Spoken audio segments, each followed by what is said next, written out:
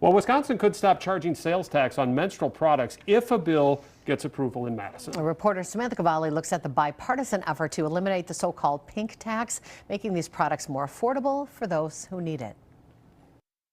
Wisconsin is one of 18 states that still applies a 5% sales tax onto its menstrual products. This new bill would exempt items such as tampons and pads.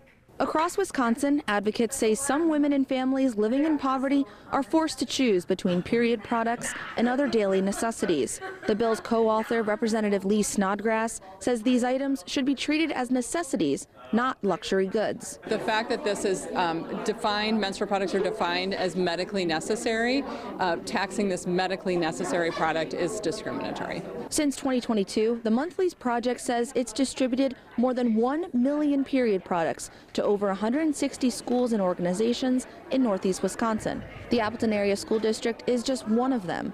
District leaders say making products available in bathrooms or through school nurses reduces barriers, protects dignity, and helps keep students in class. The students build confidence, and it really helps with their dignity in knowing that they have access to those products, which thus does affect attendance and also helps build those relationships. The governor proposed ending sales tax on things like diapers, over-the-counter medication, and menstrual products in last year's biennial budget. However, the Joint Finance Committee removed it. We'll tell you why coming up tonight at 6. Reporting in Grand Chute, Samantha Cavalli, Action 2 News.